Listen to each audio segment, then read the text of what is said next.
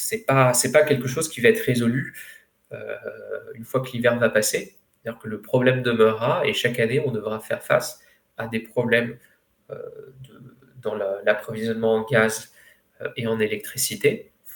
Alors, la question, c'est que probablement, chaque année, on va réussir à s'adapter un petit peu plus et que ça va devenir de moins en moins grave, probablement, ou de plus en plus si on continue de démanteler le nucléaire. Mais voilà, pour avoir une idée, on est vraiment dans une situation assez dramatique. Et voilà, ça c'est l'actu principale de la rentrée, c'est-à-dire la fin de l'insouciance. Là, vous étiez en vacances, c'était très rigolo. Et maintenant, retour à la case de la réalité. Cette étude, elle a été faite par Rabobank, hein, qui est une banque assez connue, notamment qui sont assez calés sur les questions de matières premières. Et leurs études, elles sont pas mal regardées dans le secteur financier. De manière générale, ils sont assez bons. Ils ont essayé de prévoir un peu de la crise énergétique en Europe et ils ont fait des scénarios sous différents scénarios. Est-ce qu'il y a un peu de gaz russe qui arrive? Alors là, vous voyez, c'est la courbe orange. La courbe grise, c'est est-ce qu'il y a un hiver froid? Et ils ont fait les scénarios pour différents pays. Alors, DE, hein, c'est Deutschland, l'Allemagne, FR, la France, IT, c'est l'Italie. Et vous voyez à peu près le niveau des stocks de gaz dans ces différents scénarios. Alors, le scénario de référence, hein, c'est la courbe bleue. Et lorsque la courbe, elle arrive en dessous de zéro, ben, c'est que finalement, il n'y a plus aucun stock. Donc, sous-entendu, il va falloir trouver le gaz ailleurs. Alors, vous voyez que la situation selon les pays est un peu différente, c'est-à-dire que l'Allemagne est vraiment dans la merde. Désolé de cette vulgarité, mais d'après Rabobank, quel que soit le scénario, l'Allemagne va avoir des problèmes et va être en stock négatif, c'est-à-dire qu'ils vont devoir acheter ailleurs, ou probablement que la France va être mise à contribution pour, pour compléter les stocks de gaz de l'Allemagne. Et vous voyez que la France est un petit peu moins dans la merde, hein, toujours dans la vulgarité, parce que finalement, nos stocks sont en négatif que si on tombe en dessous si on est dans un scénario d'hiver très froid. Alors, c'est pas parce qu'on a des stocks qui seraient encore positifs que ça va pas créer de problème, parce que plus les stocks sont bas, plus les tensions sur les prix vont être élevées. Et notamment, plus les stocks de nos voisins seront bas, plus il y aura une tension pour importer du gaz naturel et donc forcément eh bien, augmenter les prix globaux et européens du gaz. Alors, il y a un autre souci qu'on n'évoque pas. Je n'ai pas mis de coupure de presse, mais j'ai mon stagiaire qui s'occupe de ça, qui regarde ça de très près. Pour l'instant, ce n'est pas encore trop dans le radar, mais ça pourrait le devenir. Vous avez de plus en plus une pression sur le gaz aux États-Unis, et notamment parce que ils ont peur de l'hiver, eux aussi, parce que, par exemple, en 2021, vous avez eu une onde de froid assez forte qui a fait exploser les prix du gaz en février.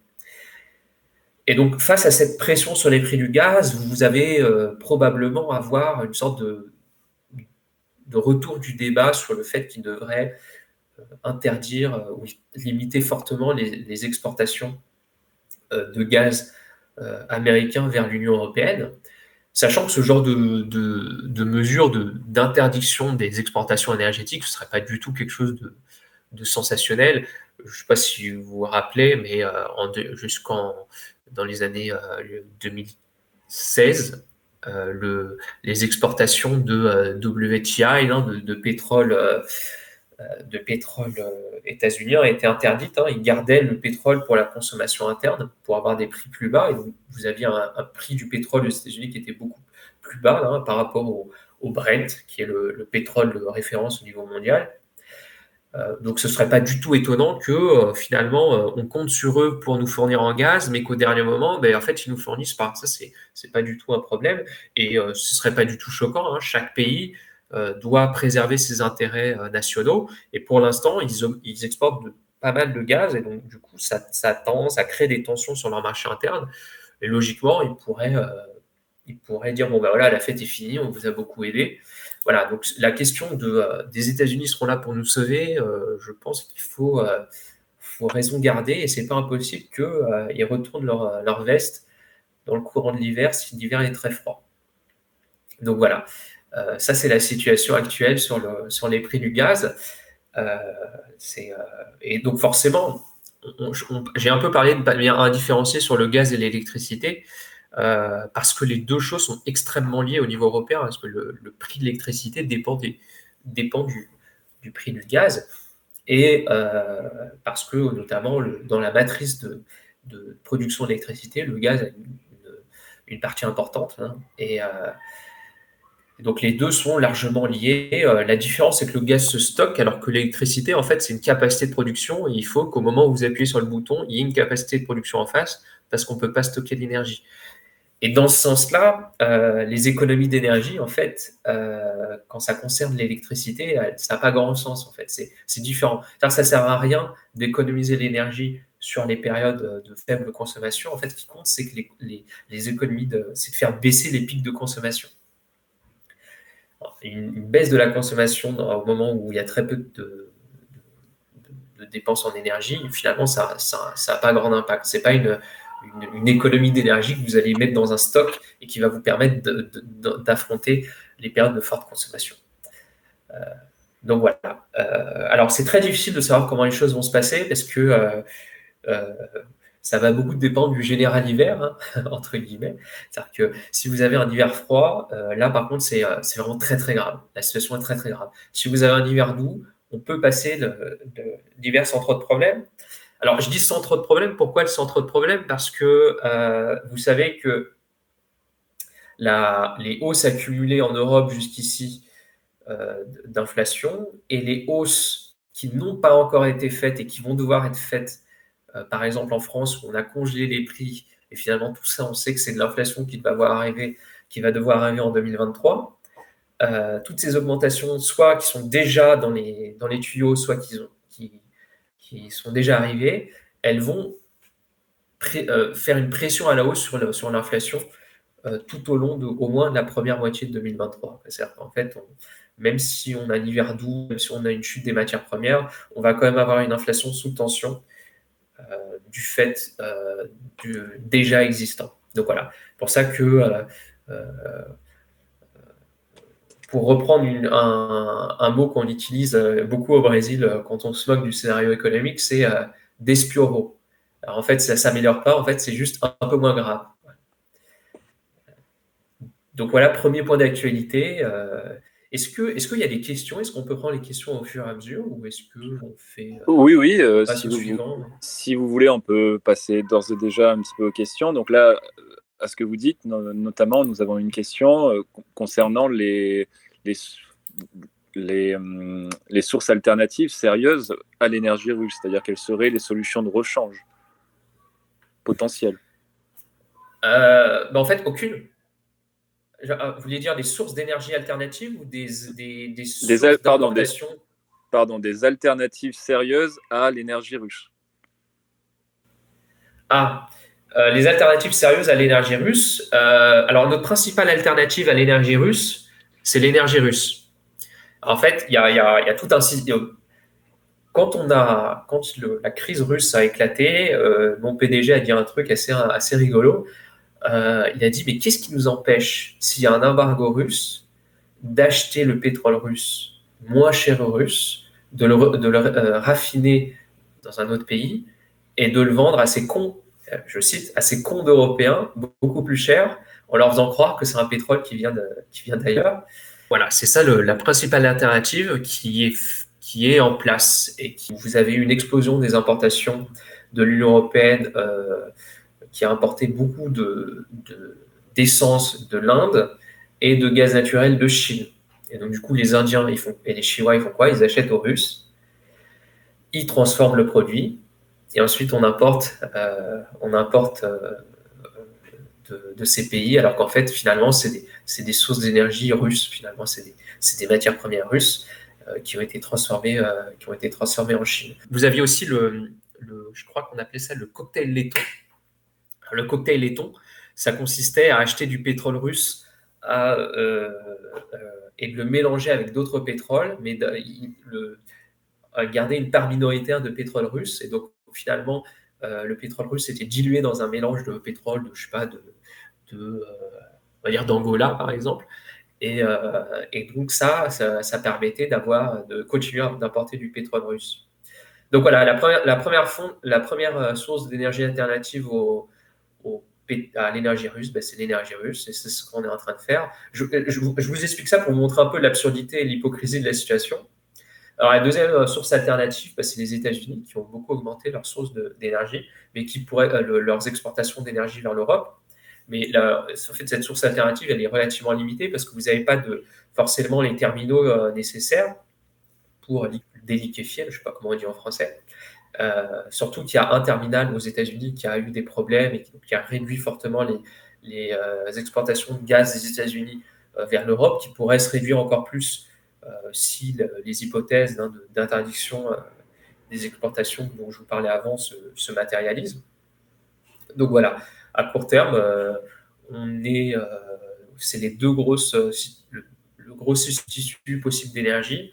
Vous avez des petites choses à la marge, par exemple la Norvège, l'Algérie. Voilà. Mais concrètement, on est dans une situation où il y a plutôt des problèmes de production sur le pétrole, le gaz. Et donc finalement, toutes les solutions, c'est des pansements sur des jambes de bois et elles feront monter les prix. Alors après, je ne sais pas si... est-ce que la question incluait le pétrole ou est-ce que c'était vraiment juste sur le gaz? Non, le terme, c'était énergie russe, donc je suppose que c'était très large. Ah, parce qu'en fait, après, sur le pétrole, vous avez d'autres choses. Vous avez la question de... On va devenir copain avec le Venezuela, qui pourrait revenir en odeur de sainteté.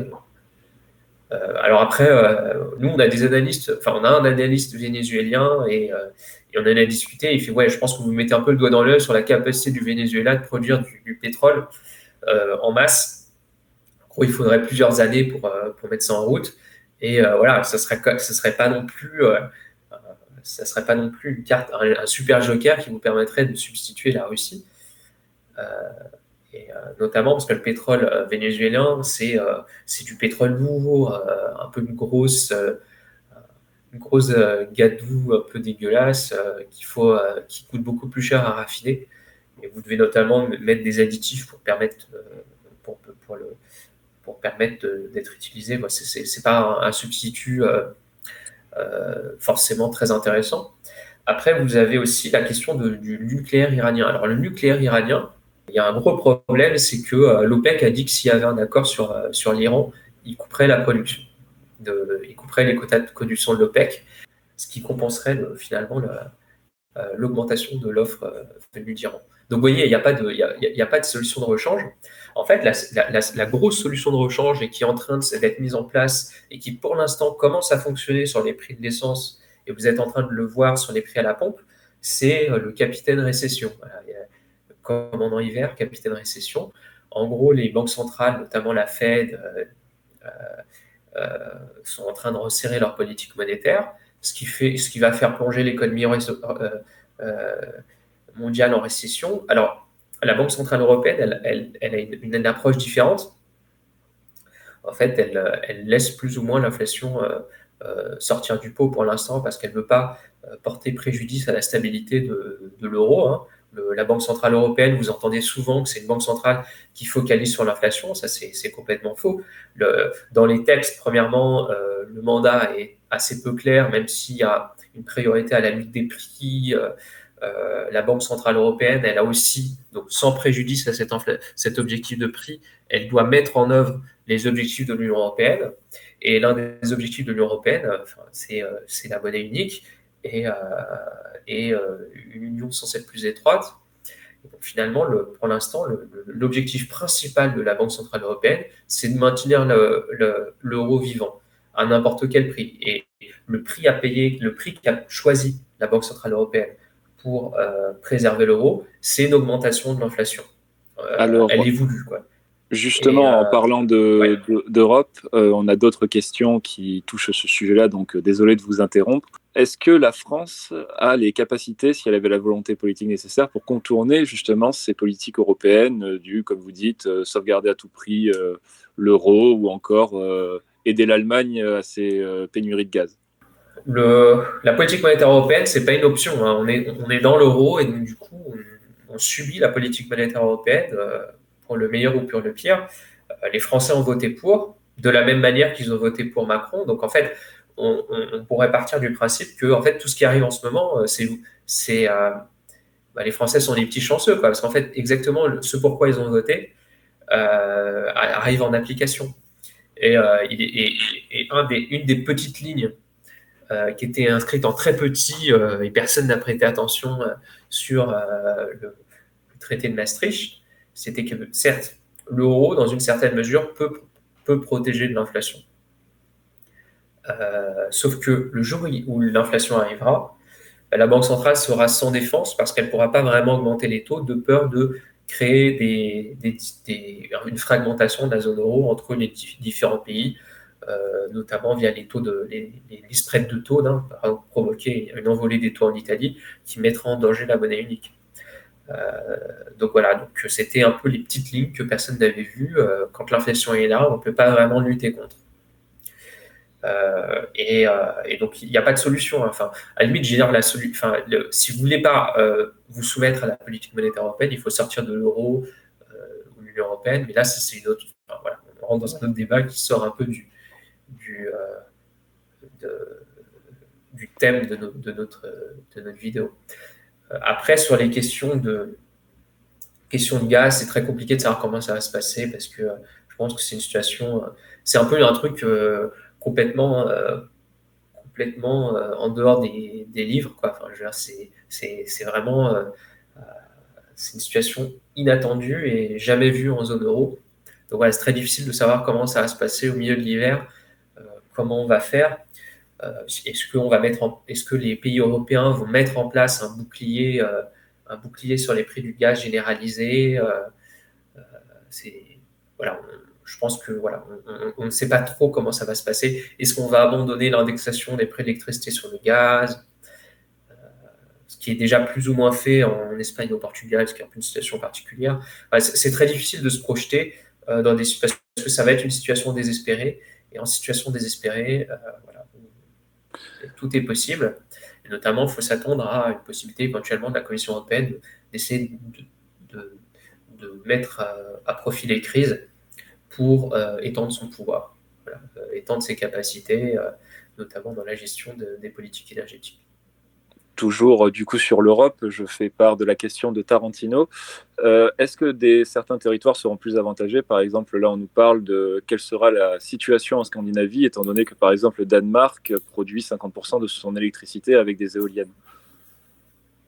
Chaque pays a une matrice énergétique différente. Et donc, par exemple, clairement, l'Allemagne est vraiment, vraiment dans les pays les plus durement impactés. Vous avez aussi l'Italie qui était très dépendante au gaz russe. Et après, par exemple, paradoxalement, la France est plutôt préservée parce que c'est un pays qui a encore, qui a beaucoup de nucléaire, même si la moitié sont à l'arrêt, théoriquement, ils vont être remis en activité pendant l'hiver. Mais aussi, il y a un truc qui joue en notre faveur, c'est que la France est un pays désindustrialisé. Et donc, comme c'est l'industrie qui est forte consommatrice d'énergie, comme on est un pays qui a perdu ses industries, eh ben, notre consommation d'énergie est beaucoup plus faible. Voilà. Donc, paradoxalement, en fait, on est tellement mauvais que finalement, on est moins impacté. Ça, c'est un des. Voilà. Parfois, être nul, c'est un avantage. Ce qui est un peu un truc assez récurrent en France, c'est que, par exemple, quand il y a eu un ralentissement de l'économie mondiale en 2018-2019, la France était relativement protégée de ce ralentissement mondial et la croissance du PIB était plus forte en France qu'ailleurs parce qu'on on n'avait pas d'industrie. Et donc, forcément, l'industrie en France ralentissait, mais l'impact du ralentissement industriel sur l'économie française était moindre, vu que notre industrie était beaucoup plus faible qu'ailleurs. Donc du coup, je me souviens, tous les macronistes, cocorico, la France croit plus qu'ailleurs grâce à Macron. Non, en fait, c'est ce qu'on est nul. Donc du coup, forcément, En plus, on exporte moins, donc on est moins exposé au cycle mondial. Donc, un peu de la même manière, on a moins d'industrie, donc en fait, finalement, on va être moins impacté par ces problèmes, relativement moins impacté. Et après, je parlais de l'Italie, on y reviendra, et en fait, il y a vraiment un gros, gros, gros problème sur l'Italie. Alors, ça, c'est un thème qui va être assez important de plus en plus, parce que vous avez les élections italiennes, vous avez... alors, vous savez, il y a la théorie du complot le plus amusante en finance, c'est de parler d'attaques spéculatives. En fait, donc là, vous avez des fonds d'investissement qui commencent à vendre à découvert la dette italienne. Pourquoi? Parce qu'ils pensent que la dette italienne va perdre sa valeur. Pour ceux qui ne savent pas, si votre taux d'intérêt il monte, le prix de votre dette baisse. C'est une relation qui existe, hein, qui est un fait, hein, qui n'est pas un débat. C'est-à-dire, pour un même titre de dette, si son taux d'intérêt augmente, c'est-à-dire que son prix est plus bas. Et donc forcément, si un fonds d'investissement pense que les taux d'intérêt vont augmenter, alors il pense que les prix de la dette vont baisser. Donc il y a de plus en plus de discussions sur le fait qu'il y a des fonds d'investissement qui commencent à faire des gros paris à la baisse sur les prix de la dette italienne, ce qui fait monter les taux d'intérêt et ce qui peut renforcer l'histoire de divergence des taux et mettre l'Italie de plus en plus en difficulté. Alors, quand vous avez eu l'histoire en 92, si je m'amuse, vous avez eu George Soros qui a spéculé contre la livre sterling et qui a contribué à éjecter la livre du système monétaire européen. Probablement, non, parce qu'il y avait des oppositions à l'entrée de la Grande-Bretagne dans l'euro, mais le système monétaire européen, c'était fait pour être une antichambre vers l'euro. Et donc, il y a des gens qui voulaient mettre le Royaume-Uni dans la monnaie unique. Et le fait d'avoir été expulsé du mécanisme de change européen, c'était 3 pas en arrière dans ce processus d'intégration du Royaume-Uni dans la monnaie unique. Donc forcément, les européistes à l'époque, ils parlaient de quoi? Les européistes et un peu tout le monde, d'attaques spéculatives. Alors ça, c'est vraiment, il y a le grand méchant avec le couteau entre les dents, le grand méchant Soros qui a ruiné les projets de construction européenne. En fait, pas du tout. La question, c'est quoi? C'est est-ce que la faute, c'est à Soros? Ou alors, en fait, c'est le système qui posait problème. Soit vous pouvez mettre la faute sur Soros, soit penser que, en fait, soit c'était Soros, soit ça aurait été d'autres fonds d'investissement. Et finalement, ce qui causait problème, c'était le système même du mécanisme de change européen qui crée une sorte d'incentive qui attirait les spéculateurs vu son architecture qui donnait presque qui attirait les spéculateurs comme des mouches avec du miel et qui avait créé de lui-même cette vague d'attaques spéculatives et l'expulsion du Royaume-Uni. Vous voyez, c'est deux choses. Soit vous voyez les choses d'une manière un peu complotiste et vous parlez d'attaques spéculatives, soit vous faites une critique un peu plus intelligente et vous voyez que finalement c'était le système, l'architecture du système qui posait problème. Alors là, sur l'Italie, ça va être un peu la même chose. Les gens ils vont commencer à dire oui, mais c'est la faute des hedge funds, des attaques spéculatives. Non, les hedge funds, ils voient une opportunité de faire de l'argent parce que le système est pourri. Ils voient que la Banque centrale européenne s'en fout de l'inflation, que la monnaie européenne n'est pas du tout adaptée pour l'Italie. Et donc, du coup, il y a une opportunité de faire de l'argent, ils se font de l'argent, c'est normal. Ça, je montre avec le doigt le système européen défectueux, et l'idiot regarde le doigt, c'est-à-dire les attaques spéculatives. Et donc voilà, il faut s'attendre à une pression sur la dette italienne à cause du risque politique de plus en plus, et on va revenir dans un moment qu'on a déjà connu. Et là, si tu peux mettre le lien de HIS Market sur l'Italie, je vais montrer quelque chose aux auditeurs qui ne connaissent pas forcément. J'en entends assez rarement parler ces temps-ci. Est-ce que tu le vois? Est-ce que tu peux mettre sur le graphique Italie ISDA Basis? Alors, vous connaissez les CDS, hein, les CDS, c'est les crédits défaut swap, c'est des assurances sur la dette publique. Alors, CDS souverain, mais vous avez des CDS sur beaucoup de choses. C'est-à-dire que plus le CDS vaut cher, plus c'est-à-dire que la probabilité de défaut d'un pays est grande. Alors, il y a une petite subtilité dans les CDS qui permet d'avoir un indicateur très intéressant. Quand il y a deux types de CDS différents. Il y a un CDS qui a été élaboré sur la base des normes ISDA de 2003 et un CDS qui a été émis suivant les normes de 2014.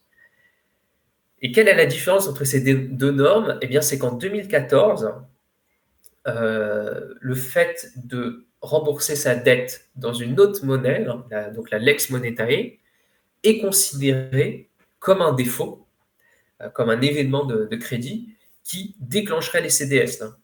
C'est souvent ce que je dis, c'est que, bon, on parle beaucoup de la lex monetae, c'est vrai, mais la lex monetae, c'est un défaut, ça a des conséquences, c'est pas quelque chose de gratuit.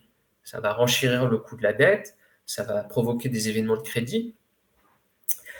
Et là où c'est intéressant, c'est qu'on peut voir la différence de prix entre ces deux CDS, entre une assurance qui inclut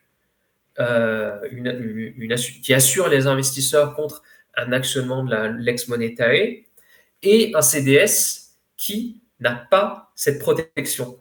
Et en fait, la différence entre les deux prix des deux CDS de 2014 et de 2003, c'est ce qu'on appelle la base ISDA, le risque de dénomination, et vous obtenez le risque qui se paye sur les marchés financiers pour s'assurer contre l'Italexit, ou plutôt la sortie de l'Italie de la monnaie unique. Alors, pour vous donner une idée, alors c'est un peu problématique parce que, si vous voulez, pour obtenir ces données, c'est très compliqué. Nous, moi, je les ai au travail via le terminal Bloomberg, qui est une sorte de super base de données, super site d'information assez cher. Mais je n'arrive pas à obtenir les données historiques, si vous voulez. Donc, je vais juste vous donner une idée à peu près de ce qui se passe. Cette base ISDA, donc le risque que l'argent que les marchés dépensent pour s'assurer contre l'Italexit, il était d'à peu près 25 points de base entre 2014 et 2016. Ensuite, vous avez une explosion de cette peur au moment où, vous savez, il y a eu le gouvernement, des populistes qui arrivent au pouvoir, quand la Ligue, le mouvement 5 étoiles et la Ligue du Nord sont arrivés au pouvoir, vous avez eu une explosion de cette base au-dessus de 100 points. Voilà. Donc progressivement, on est revenu à des niveaux normaux. Et là, de nouveau, on explose de nouveau et on est 85 points. Voilà. Donc en fait, vous avez une augmentation du prix que payent les marchés pour s'assurer contre l'Italexit. C'est-à-dire que c'est pas les marchés financiers, c'est pas des bénévoles, c'est pas des choix idéologiques, c'est qu'ils considèrent effectivement que ce risque a une certaine probabilité qui est de plus en plus importante, et donc que ça vaut le coup de payer des assurances de plus en plus chères pour se prémunir contre ce risque. Donc c'est un indicateur assez intéressant à suivre. Et j'aurai peut-être l'occasion de le poster régulièrement dans le Discord.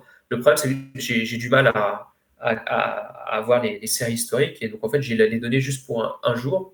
Et la dernière fois que j'ai regardé, c'était à 85. Si on considère que lors du pic de ces assurances, lors de l'avènement des gouvernements populistes, on était légèrement au-dessus de 100. Voilà. Donc, ça vous donne un peu une idée du stress sur les marchés, alors que, voilà, je le répète, en 2014-2016, on était autour de 25. C'est-à-dire que la probabilité est à peu près un peu plus que 3 fois plus grande d'Italexit. Vous avez la même mesure pour la France, mais la France, les probabilités de Frexit, probabilité implicite considérée par les marchés, est quasiment nulle. Donc, il y avait un vrai sujet sur l'Italie, beaucoup moins concernant la France. Alors, vous allez, ça va peut-être augmenter, mais voilà, pour l'instant, on est plus un focus sur l'Italie. Le gros problème va venir de là. Et plus les fonds d'investissement vont se faire de l'argent en spéculation sur la dette italienne, plus ils vont attirer, voilà, quand il y a du sang, il y a des requins. Et donc plus les gens vont venir et plus les gens vont spéculer. Donc plus les taux vont perdre, les taux vont augmenter, les prix des obligations vont baisser, et plus la soutenabilité fiscale, la soutenabilité pardon, de la dette italienne va baisser, plus les gens vont venir et vont spéculer sur la dette italienne, plus la soutenabilité de la dette va être faible, et ainsi de suite. Ça va être une boucle comme ça. Et ça, c'est quelque chose à surveiller parce que vous avez probablement une nouvelle crise de la dette en Italie qui s'annonce. Alors, voilà. Moi, je vais être clair et net. Moi, je ne crois absolument pas à un scénario de rupture de l'euro. Et ce que j'ai dit à mon équipe macro, et on était tous d'accord, c'est que les Européens cracheront du sang pour sauver l'euro, mais il sera sauvé. Voilà. Alors, ce sera peut-être un euro beaucoup plus faible en valeur, qui se sera beaucoup dévalorisé, avec des prix beaucoup plus hauts, une économie beaucoup moins prospère, mais voilà, si vous devez cracher du sang pour sauver l'euro, vous cracherez du sang. Alors justement, sur l'euro, nous avons une question de Bastien. Que penser de la déclaration de Joachim Nagel concernant un possible réalignement des taux directeurs des banques centrales sur le modèle de la BCE ou Bundesbank? Des réalignements des taux de quel pays sur la BCE? On a une précision. Donc Joachim Nagel est le président de la Bundesbank. Et l'idée est que quand l'Allemagne a un taux à 2%, la France serait à 8%, l'Espagne à 12%, l'Italie à 6-7%, la Grèce à 15%, et moins pour les pays du nord de l'Europe. Donc je suppose que la déclaration va dans le sens d'un réalignement de ces taux-là sur un taux commun européen. J'ai compris. Voilà. J'ai compris. Désolé. Le problème, c'est que en fait, il va y avoir de plus en plus de pression pour une posture hawkish, c'est-à-dire faucon de la BCE. C'est-à-dire que vous allez augmenter les taux pour être en ligne avec ce qu'on appelle le taux d'intérêt neutre, c'est-à-dire le taux d'intérêt à partir duquel vous commencez à avoir un effet sur l'inflation. Parce que là, ce qui se passe actuellement, ce que fait la Banque Centrale Européenne, elle a une politique de stimulation de l'inflation. Il faut bien comprendre ça. Il n'y a pas du tout aucune mesure de freinage de l'inflation qui a été entreprise par la Banque Centrale Européenne. Ce qu'a fait la Banque Centrale Européenne, c'est de stimuler un peu moins l'inflation. C'est qu'on a toujours un taux d'intérêt fortement négatif qui est favorable à l'inflation, et là, on est un petit peu moins favorable à l'inflation. Mais on n'est pas du tout dans un scénario où la Banque Centrale Européenne, elle lutte contre la hausse des prix. Pas du tout. Et en fait, la question, c'est à partir de quand on va basculer dans ce terrain de territoire de taux au-dessus du taux neutre, où finalement la Banque centrale, elle a un effet sur les taux d'inflation. Alors, je vais faire la réponse de Christine Lagarde quand on lui a demandé quel était ce niveau de taux. Elle a fait je sais pas. Voilà, c'était à peu près ça, la réponse de Lagarde. J'étais au moment même de la conférence de presse, j'étais en train d'échanger sur WhatsApp avec Charles-Henri Gallois. Et je dis, mais quand même, c'est quand même fou cette réponse. Genre, à ce niveau de responsabilité, le je sais pas, c'est un peu curieux. Mais globalement, ouais, il va y avoir une pression de la Bundesbank pour réaligner les taux au-dessus du taux neutre. Ça, c'est clair et net. Mais après, voilà, la Bundesbank a largement perdu la main sur la Banque Centrale Européenne depuis le début de la Banque Centrale de la BCE. C'est-à-dire que globalement, la BCE, elle a toujours pratiqué une politique monétaire qui était en dessous de ce qu'elle aurait dû faire en termes de taux, des taux beaucoup plus favorables, et ce qui a d'ailleurs nourri des bulles dans les pays du Sud et qui a créé la crise de l'euro. C'est-à-dire qu'en fait, je pense que la volonté de la Banque centrale, de la Bundesbank au tout départ, c'était que la BCE soit une copie de la Bundesbank, et finalement, ça n'a jamais été. Et ça n'a été que probablement en parole, et même pas en fait. Ils ont toujours été très très laxistes du côté de l'inflation, sauf dans une mini période en 2010-2011 où ils ont remonté les taux un peu trop rapidement, et ce qui a provoqué ce qui a aidé le développement de l'éclatement de l'eurobulle à ce moment-là. Est-ce qu'il y a Alors, d'autres questions? oui, on en a quelques-unes, mais pas sur ce sujet directement. On a notamment la question d'un jeune auditeur, Loriska. Quel impact de l'inflation sur les produits alimentaires de base? Ben, en fait, l'inflation, c'est toujours une moyenne. Et dans cette moyenne, la majeure partie, c'est des prix qui bougent assez peu. Ça, vous avez l'impression que l'inflation, elle ne correspond pas, l'inflation des prix aux consommateurs, elle ne correspond pas à ce que vous vivez. Et bon, il y a certains biais dans l'inflation, c'est vrai, mais parce que vous avez la majeure partie de la consommation, elle est dans des prix de services, dans des vêtements, dans des choses qui ont une certaine inertie. En fait, l'essentiel des chocs d'inflation, ils viennent de deux catégories qui sont les prix de l'énergie et les prix de l'alimentation. Et donc, généralement, quand vous avez une inflation à 6, ça veut dire que vous avez des prix de l'alimentaire qui augmentent de 15. Ouais. C'est c'est toujours un peu comme ça. Et, et donc, clairement, ça concentre l'essentiel des produits. Vous avez un indice d'inflation qui est très intéressant, mais qui n'existe pas pour la France, qui existe au niveau de la zone euro, qui est je ne sais pas comment traduire, attendez, je vais essayer de réfléchir, c'est l'inflation euh, des produits de consommation courante. C'est-à-dire les produits que vous consommez vraiment.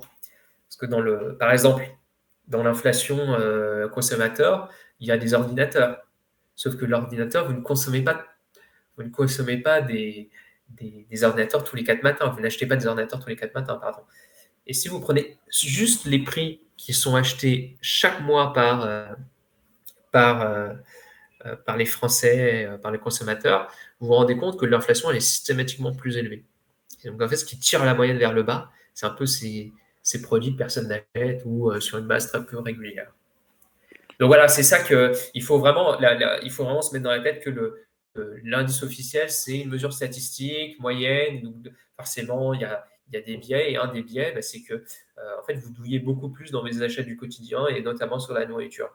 La nourriture, vous avez aussi des problèmes climatiques, notamment, voilà, vous avez des sécheresses en France. Vous avez aussi quelque chose que j'ai déjà commenté dans d'autres vidéos, qui est les cycles climatiques comme El Niño, La Niña, qui ont poussé les matières premières cotées sur les marchés financiers. Après, il y a une des principales sources d'inflation, enfin, une des grosses sources d'inflation sur les marchés de matières premières, c'est aussi les politiques monétaires. Et même si la Banque centrale européenne, elle est un peu en train de réduire, voilà, son stimuli à l'inflation, mais ça reste encore en tête une politique accommodante.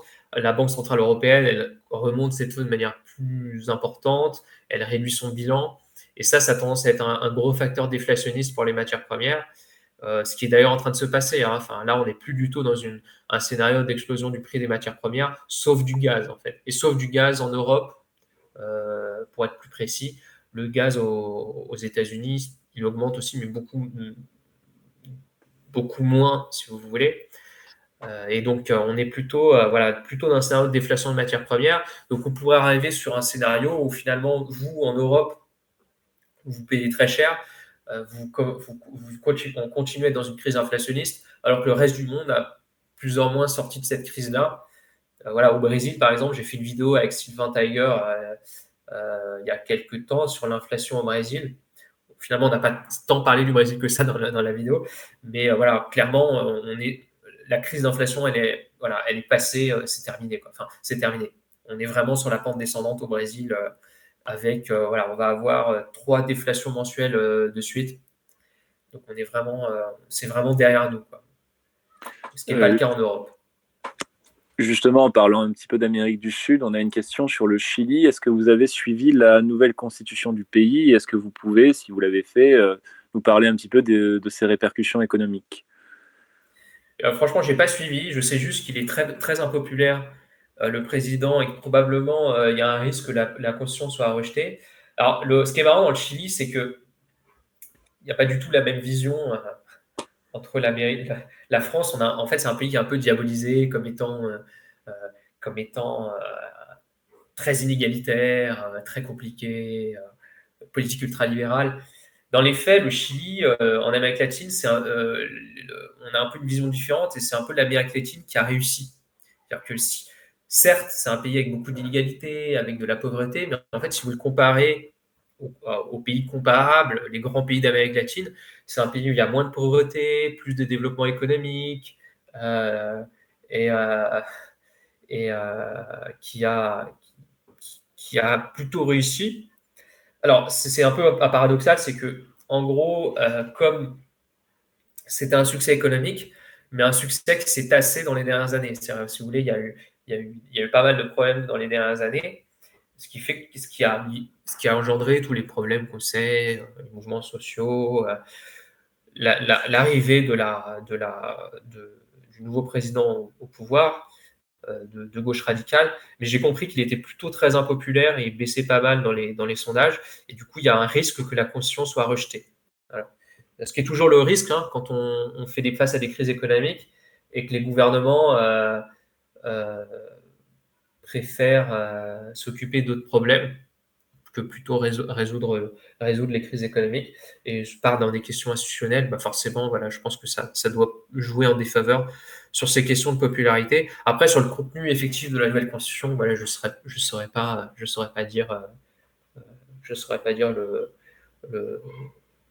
le quel impact, enfin, le contenu réel. Voilà, je suis incompétent sur la question et j'aime pas parler de choses que je ne connais pas. Très bien. Alors, on va peut-être faire un petit peu de prospective maintenant avec notamment une question de Tarantino. Si Bruno Le Maire démissionnait et Macron vous nomme ministre de l'économie, que feriez-vous en priorité? Moi, oh là là, c'est con. Ben déjà, premièrement, il faut vraiment être humble parce que on est dans une situation où, en fait, il y a plus de bonnes solutions. Il n'y a plus de bonnes solutions. Et à un certain point, c'était encore gérable, si vous voulez, quand on était dans les tout début de la guerre, on aurait pu un peu mettre de l'eau dans notre vin. Alors, mettre de l'eau dans notre vin, ça ne veut pas forcément dire soutenir la Russie ou soutenir moins l'Ukraine. C'est-à-dire que là, pour moi, les sanctions, elles n'ont rien à voir avec la question de supporter l'Ukraine. C'est plus une question de on n'a pas réussi à prévoir la guerre, d'accord? On n'a pas réussi à l'empêcher, on n'a pas forcément les moyens de vaincre la Russie, ou en tout cas pas à court terme. Et donc finalement, on s'auto-flagelle, on s'auto-punit pour expier nos péchés. Donc ça n'a rien à voir avec le fait de porter préjudice à la Russie ou avec le fait d'aider l'Ukraine. L'Ukraine, voilà, c'est extrêmement curieux. C'est-à-dire que si vous voulez résister à la Russie, je ne défends pas du tout cette option ou une autre. Enfin, je suis juste dans une chose voilà, quel que soit le choix que vous faites, imaginez que vous voulez résister à la Russie. Alors, l'intérêt, c'est que la France et l'Europe soient fortes économiquement pour avoir les capacités de supporter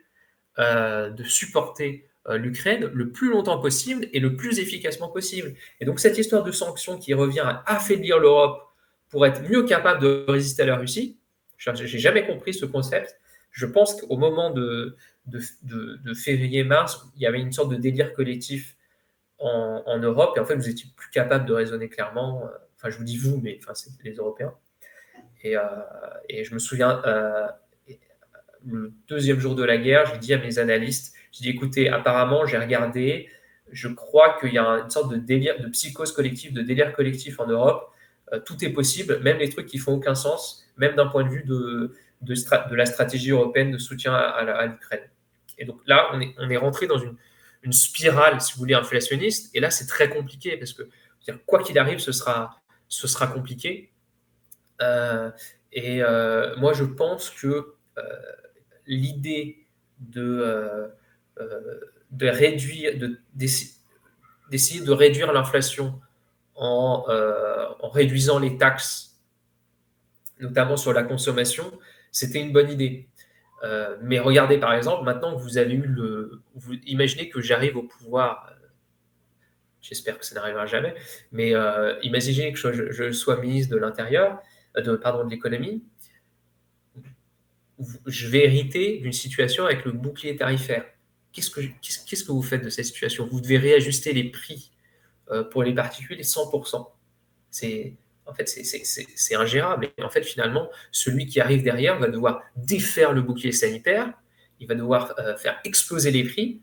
En fait, parce qu'il n'y a pas le choix, vous ne pouvez pas maintenir cette politique indéfiniment. Et finalement, ça va être un désastre. Enfin, je vais me faire expulser du pouvoir en 2 semaines. Enfin, donc voilà, il faut avoir beaucoup d'humilité parce qu'on est arrivé à un niveau de problème où il n'y a pas de j'arrive et je fais ça et ça va réussir. Alors, en fait, voilà, quoi qu'il arrive, on va être dans une mauvaise situation. Alors moi, je serais plutôt partisan de baisser les taxes pour amplifier je vous ai dit qu'il y avait une baisse des prix des matières premières.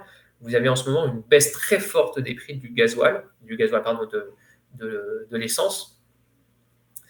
Et donc, moi, je pense qu'à ce niveau-là, le gouvernement doit amplifier ce mouvement, parce qu'en fait, vous avez eu un choc de matières premières, un choc de prix de l'énergie qui a fait s'enclencher un engrenage inflationniste. Et à l'inverse, là, vous avez un choc déflationniste, et en fait, vous devez l'amplifier. C'est complètement contre-intuitif, hein, parce qu'on vous dit bah, les prix baissent, et donc il n'y a pas besoin de couper les taxes. Pour moi, en fait, on doit amplifier le choc déflationniste pour que l'engrenage, en fait, il aille dans l'autre sens. Vous voyez? Et ça, ce serait plutôt ma, ma manière de voir les choses. Après, très compliqué, vu que la situation est un peu, enfin, pas catastrophique, mais est très compliquée. Voilà. Sachant que si vous faites des politiques de baisse de taxes, et la question de la dépense publique et de l'efficacité de la dépense publique en France, ben là, on est dans un débat qui durerait beaucoup plus longtemps sur l'excès de dépenses publiques en France, mais là, on sort un peu du sujet de la vidéo. Très bien. Justement, vous qui habitez au Brésil, est-ce que vous pouvez nous dire comment est perçue l'action des dirigeants de l'Union européenne dans votre pays d'accueil? Alors, c'est compliqué parce que moi, j'ai deux visions. Je vais avoir les visions de Monsieur Tout-le-Monde que vous voyez à la télé. Alors là, je pense qu'en fait, ils s'en foutent un peu. La couverture des sujets internationaux est assez faible au Brésil.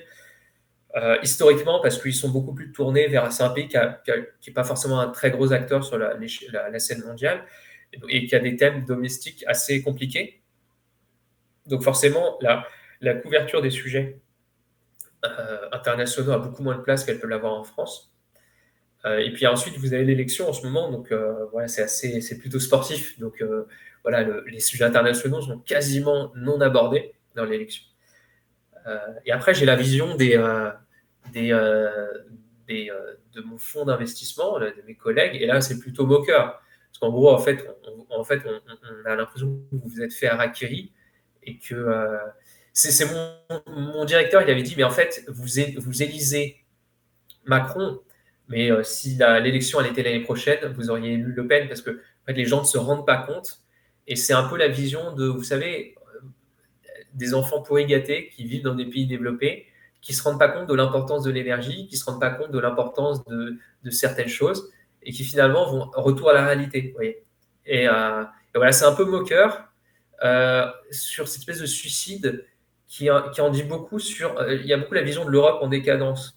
Si vous voulez, un pays qui est capable d'un tel suicide économique, bah voilà, c'était un pays qui finalement n'est plus ce qu'il était, des pays qui sont plus ce qu'ils étaient, qui sont plutôt sur la pente de la décadence. Alors voilà, je vous arrête tout de suite parce que sur la question de ah oui, mais c'est pour la bonne cause. Non, les sanctions, ça ne sert strictement à rien. C'est-à-dire que l'inflation, elle est déjà en train de baisser en Russie.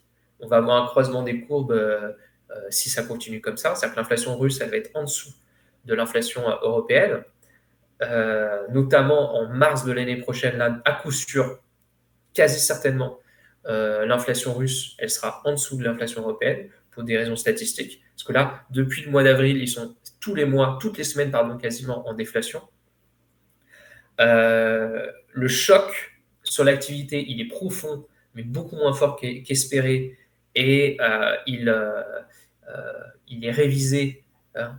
Chaque mois qui passe, on dit ah ben non, finalement l'économie baisse un petit peu moins que prévu, donc il y a une récession profonde, mais pas du tout suffisante pour détruire l'économie russe. Et donc ceux qui seraient tentés de penser ah ouais mais c'est pour la bonne cause, on, on serre les fesses et ensuite ça va aller mieux. En fait non, tous ces sacrifices c'est pour rien. Enfin voilà, faut être clair et net. Vous êtes en train de vous sacrifier pour rien. Et moi, je l'avais dit au moment de l'élection, quand les gens disaient oui, mais vous, c'est pas grave, on peut baisser le chauffage, puis ça ira bien, on peut faire ça pour l'Ukraine. Et je disais, premièrement, bon, le fait que ce soit pour l'Ukraine, c'est un peu une interprétation un peu douteuse. Et deuxièmement, en fait, vous vous trompez sur le niveau de sacrifice. C'est pas, je vais baisser mon chauffage. Non, c'est euh, est-ce que mon fils va devoir arrêter ses études? Euh, et c'est pas je vais faire du covoiturage. C'est il va falloir s'organiser pour faire du covoiturage pour aller au resto du cœur. Vous voyez, je suis volontairement un peu provocant, mais je pense que vous n'avez pas trop pris conscience du niveau de sacrifice parce que bon, bah, habitué à vivre dans un pays développé, on voulait pas, on avait tendance à sous-estimer ce genre de choses. Et donc voilà, on est vu un peu de ce côté-là dans les cercles des économistes comme étant un peu des blaireaux qui se sont tués tout seuls. En fait, voilà, désolé, hein, c'est un peu le truc. Et donc voilà, je vais pas dire que j'ai un peu de moquerie souvent, quoi, mais voilà. Donc du coup, la stagiaire qui est partie étudier en Allemagne, ils lui ont offert une bouilloire.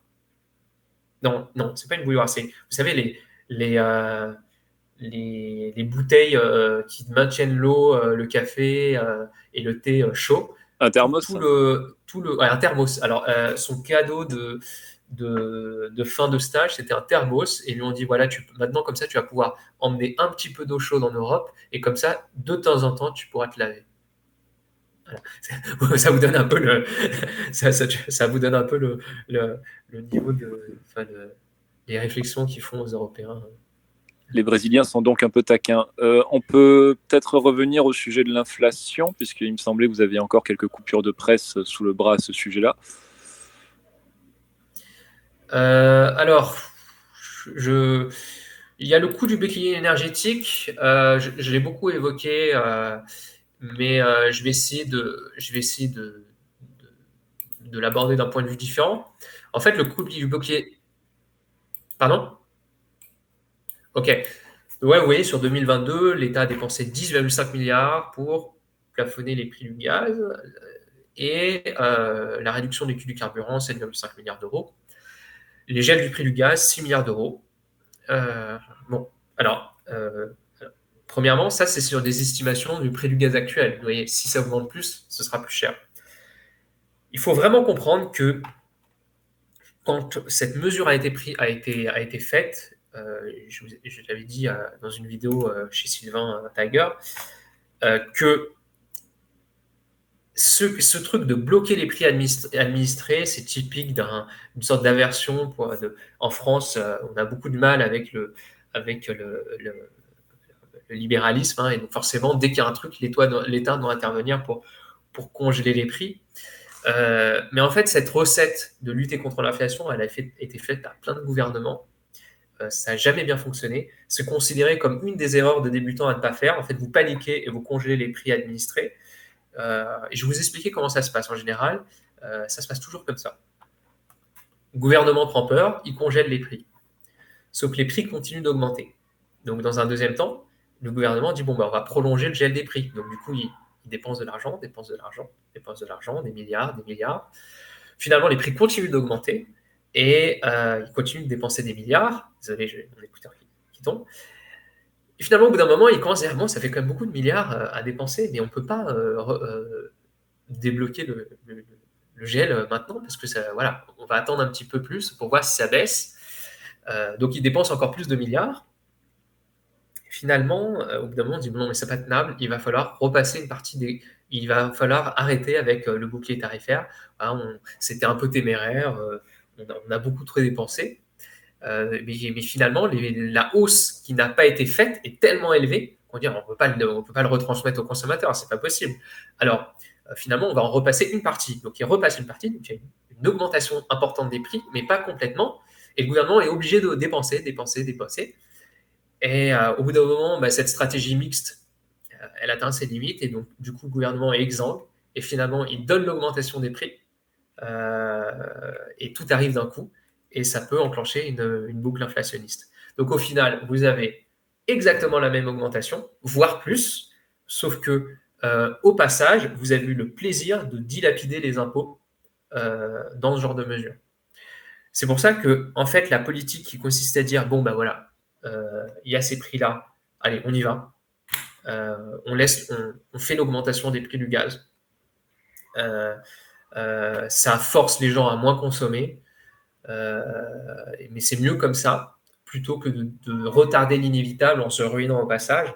En fait, c'est complètement contre-intuitif, ça peut être choquant, mais c'est la meilleure solution. Alors, on peut mitiger un peu cette augmentation, et c'était la position défendue par Marine Le Pen, que je considérais la meilleure aussi, qui était de en fait, diminuer la TVA. C'est-à-dire qu'en fait, OK, vous laissez plein pot les prix du gaz augmenter, mais quand même, vous baissez les impôts dessus pour diminuer un peu la puissance du choc.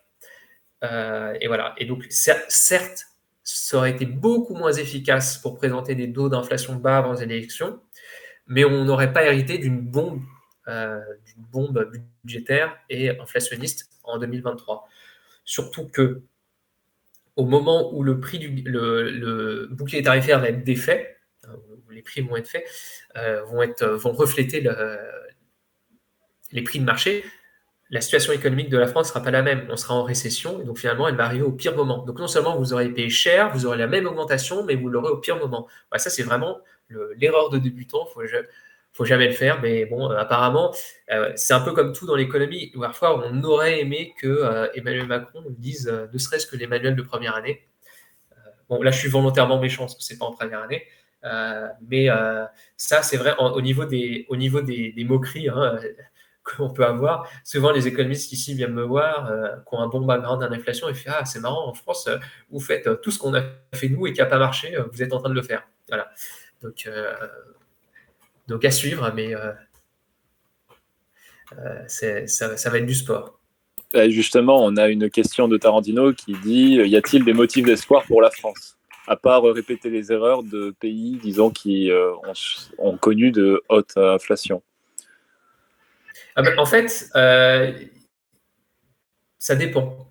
Si vous pensez que, si vous pensez que, je lis souvent parce que c'est vrai qu'en fait dans les cercles un peu alternatifs, souverainistes, on aime bien prévoir l'apocalypse et l'effondrement de la monnaie,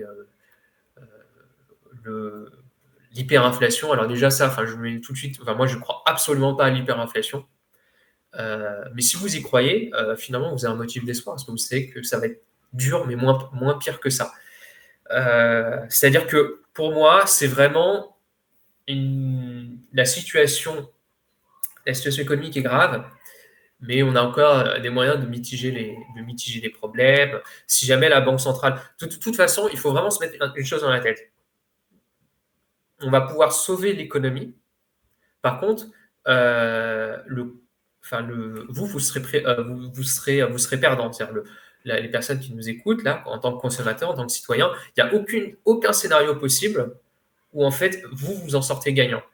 C'est-à-dire que soit l'inflation, elle continue, et vous perdez en pouvoir d'achat, parce que jamais la réindexation des salaires, elle n'est suffisante pour compenser les pertes de pouvoir d'achat. Ça, c'est du pipeau. Et soit on arrive à battre l'inflation en plongeant l'économie française en récession. Donc finalement, on arrive à tuer le virus de l'inflation, mais au prix d'une récession. Donc certains auront perdu leur emploi, d'autres auront eu des pertes de pouvoir d'achat conséquentes. Donc quel que soit le scénario, vous êtes perdant.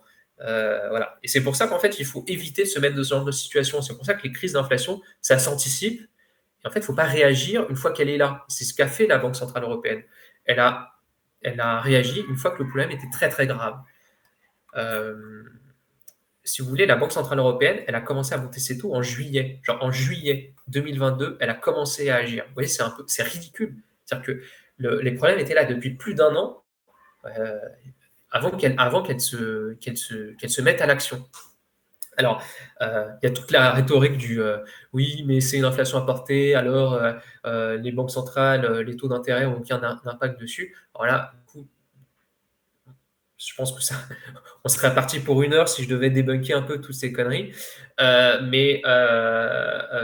Voilà, la Banque centrale, elle a un énorme rôle dans la lutte contre l'inflation parce que, en fait, l'attitude de la Banque centrale relativement par rapport aux autres, elle permet de jouer sur le taux de change. Et la Banque centrale européenne, vous avez remarqué que comme elle faisait rien, eh bien, la valeur de la monnaie s'est effondrée. Et on n'est même pas en fait dans la zone rouge. C'est-à-dire que là, on est encore dans une situation où beaucoup des intervenants de marché pensent que l'euro, en dessous de 1 dollar, il y a quand même une certaine résistance et ils peuvent acheter un peu d'euros parce que la pression à la baisse est relativement modérée. Et si cette espèce de résistance se casse, alors là, on peut plonger beaucoup plus bas parce que ce sera complètement une autre mentalité de marché. Et une des choses qui donne ce certain optimisme des marchés sur l'euro, qui l'empêche de s'effondrer, c'est que beaucoup pensent que la Banque centrale européenne, elle va finalement changer sa position. Alors, si la Banque centrale européenne ne change pas son comportement et qu'elle ne se lance pas dans une lutte franche contre l'inflation, alors là, par contre, la monnaie, elle va dévisser. C'est-à-dire qu'en fait, vous avez le choix entre une crise de la dette ou une crise de la monnaie. Et donc voilà, c'est assez rigolo parce que ouais, je crois c'est un choix cornélien en fait. Soit quoi qu'il arrive, la décision est mauvaise et c'est pour ça que la Banque centrale européenne n'aurait jamais dû se laisser enfermer dans le genre de dilemme. Elle aurait dû simplement réagir dès que nécessaire pour limiter la chute de l'euro, limiter la détérioration des perspectives d'inflation.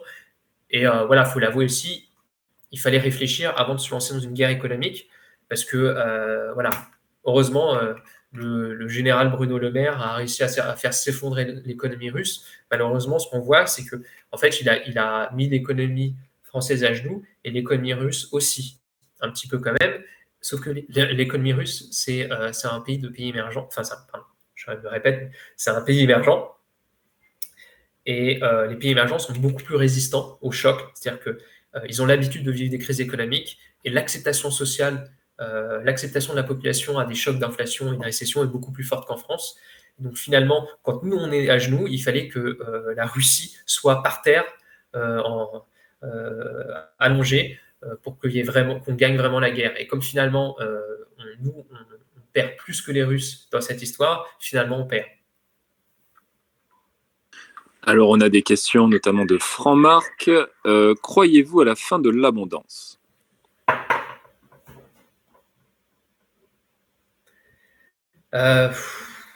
C'était un peu une punchline. De toute façon, il y a un problème d'énergie. Un problème d'énergie dans l'économie, c'est-à-dire on n'a pas assez de fourniture d'énergie pour soutenir une croissance élevée à très long terme. Notamment aussi parce qu'il y a la question de réchauffement climatique qui pose des problèmes, qui va créer un environnement plus inflationniste, qui va créer des problèmes sur certaines sources d'énergie, le nucléaire, l'hydroélectrique. Et donc, forcément, on est dans une fin de l'abondance, mais la fin de l'abondance, c'est depuis longtemps. C'est-à-dire que, en fait, je sais que c'est un peu un problème qu'il y a parfois dans certains spectres du champ politique. On se souvient des années 60, enfin, on se souvient ou on fantasme les années 60, 50, 60, 70, et on pense qu'on va y revenir. Et en fait, finalement, c'est probablement peut-être ces années-là qui étaient l'exception. Et en fait, la norme est d'une croissance beaucoup plus modérée. Et donc, probablement, voilà, dans ce sens-là, oui, c'est la fin de l'abondance, mais la fin de l'abondance, elle ne vient pas d'aujourd'hui. Ça fait longtemps que la France, elle est dans un déclin de la croissance potentielle avec des perspectives d'emploi, de développement économique qui sont de plus en plus faibles chaque décennie. Ouais, donc, c'est plutôt un long mouvement plutôt que vraiment une rupture, même si là, vraiment, effectivement, c'est impressionnant. Et il y a vraiment beaucoup de problèmes sur ces questions énergétiques. Alors, on a visiblement la chasse aux sorcières qui a commencé, puisque Bastien vous pose la question: qu'avez-vous à répondre à ceux qui estiment que vous êtes un néolibéral, mais dissimulé derrière un pseudo-pragmatique?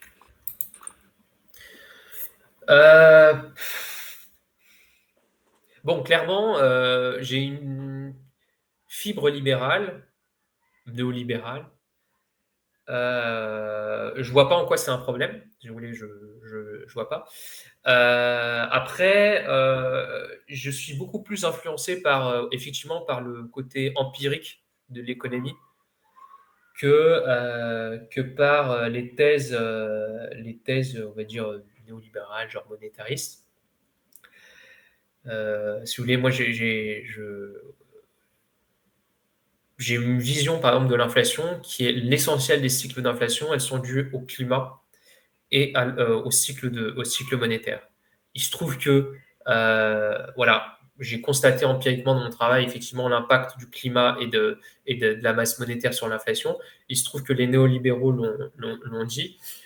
Bon, voilà, enfin, du coup, ça me met un peu dans la même barque qu'eux. Voilà, il y a beaucoup de choses. En fait, par contre, il y a probablement, j'ai une sorte d'inspiration néolibérale. Par contre, il y a vraiment quelque chose que je supporte pas, c'est l'austérité. C'est-à-dire que pour moi, l'austérité, c'est de la connerie. Ça n'a pas de, ça n'a pas de fondement. C'est-à-dire qu'en fait, en gros, si vous voulez, c'est les politiques de droite qui n'ouvrent pas de livre d'économie et qui veulent se donner une certaine image de compétences économiques, et du coup, ça devient des perles à rigueur, et dire ah, on va couper ça, on va couper ci, on va couper ça, et ça va faire croître le pays. Pour moi, ça, c'est pas du tout le libéralisme. Et voilà, je suis assez contre. Moi,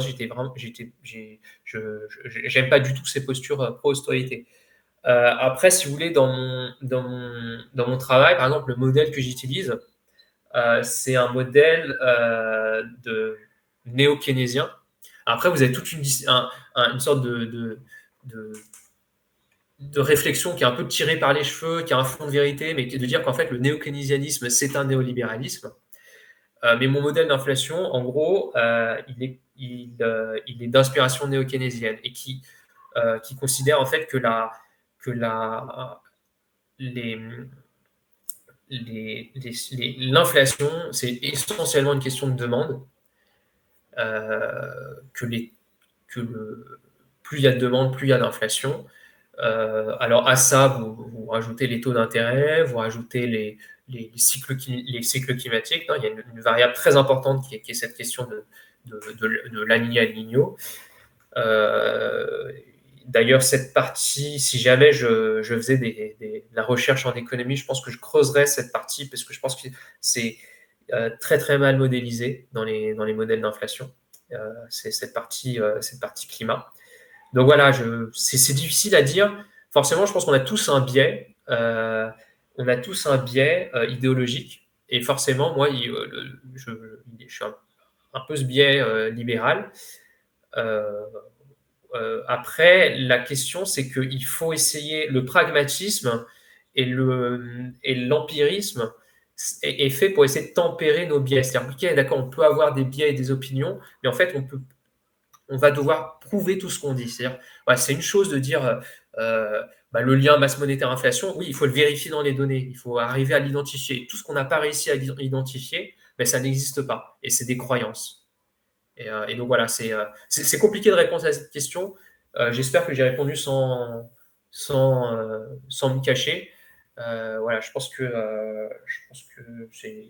Est-ce que ça a répondu ou... Je pense, oui. C'était pas forcément une, comment dire, une remise en cause, mais c'était plus pour vous situer, je pense. Non, mais je sais que parfois néolibéral, c'est très mal perçu. Surtout en France, oui. Parce que premièrement, les politiques qui ont été faites en se réclamant du néolibéralisme, c'est des politiques d'austérité qu'on n'y queue ni tête. Voilà, si vous voulez, moi je suis plus dans une vision positive du néolibéralisme. Par exemple, je serais favorable au revenu de base, par exemple, qui garantit un revenu au-dessus du seuil de pauvreté à tout le monde. Et en fait, on supprime tous les autres aides sociales. Parce que moi c'est un truc qui m'a toujours énervé. Je suis plus, si vous voulez, un anti-bureaucratie qu'un libéral. C'est-à-dire que, imaginez Robert qui habite à Pérou-le-Coquet, alors c'est au fin fond de la Sarthe, pour ceux qui se demanderaient, mais donc Robert de Roux-Pérou-le-Coquet qui est en galère et qui doit faire un dossier pour la RSA, remplir les trucs. correspondent aux critères. Alors, ça doit être vraiment un cauchemar.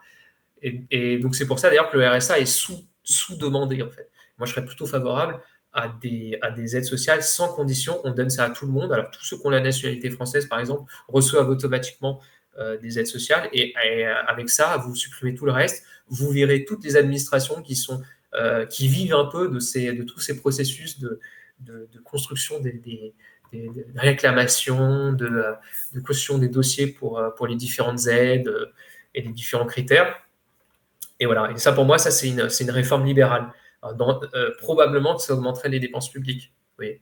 Mais pour moi, il ne faut pas confondre austérité et libéralisme. Le libéralisme, l'austérité, c'est le libéralisme qui n'est pas allé à l'école, si vous voulez. Il y a Jean Lannes qui vous demande qu'est-ce que le néolibéralisme? Alors, le néolibéralisme, c'est essentiellement une théorie qui existe dans les milieux de gauche. Je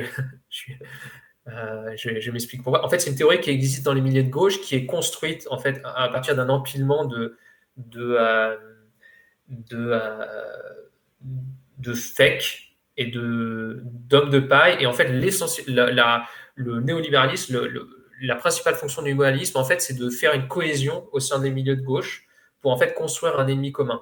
C'est la tactique de l'ennemi. On construit des théories qui n'existent pas. Je suis en train de travailler sur un YouTuber qui est un peu spécialiste de cette question, c'est Eureka. Alors Eureka, c'est très bien fait sa chaîne, mais c'est une succession de fakes en fait et de théories. Il explique des théorèmes en fait qui n'existent pas. Et en fait, ça permet en fait de vendre ses théories à lui. Et donc ça, c'est le néolibéralisme, la première version du néolibéralisme, si vous voulez. Ensuite, vous avez une chose qui est l'orthodoxie économique, qui est en fait la synthèse néoclassique néo-keynésienne. Et la synthèse néoclassique néo-keynésienne, en gros, qu'est-ce que c'est? C'est que vous avez une sorte d'effondrement, de crise des modèles keynésiens dans les années 70 qui n'arrivaient plus à expliquer l'économie. Et donc à ce moment-là, vous avez une grosse réforme de ces modèles et qui a abouti à une synthèse néoclassique. En fait, en gros, vous prenez les constatations néoclassiques, vous prenez les modèles néo-keynésiens et vous les fusionnez, et ça vous donne des modèles néo-keynésiens d'inspiration keynésienne avec des fondements microéconomiques inspirés de la théorie néoclassique. Et alors, à l'intérieur de ce modèle, vous pouvez le lire d'une manière un peu keynésienne, c'est-à-dire qu'en fait, en focalisant sur le court terme, ou d'une manière un peu plus libérale, néoclassique, en focalisant sur le long terme. D'ailleurs, c'est comme ça que c'est enseigné en université. Le keynésianisme est valable à court terme, le libéralisme est valable à long terme. Après, quelle est votre définition du long terme? Est-ce que votre définition du long terme, c'est 2 ans, 1 an? Dans ce cas-là, vous êtes beaucoup plus libéral. Ou alors, en fait, le long terme, c'est un truc qui n'existe pas et c'est un truc théorique vers lequel on converge. Et dans ce cas-là, vous êtes beaucoup plus keynésien dans vos apports. Donc ça, c'est ce qu'on appelle l'orthodoxie économique, qui est assez différente, si vous voulez, de ce qu'on peut entendre dans les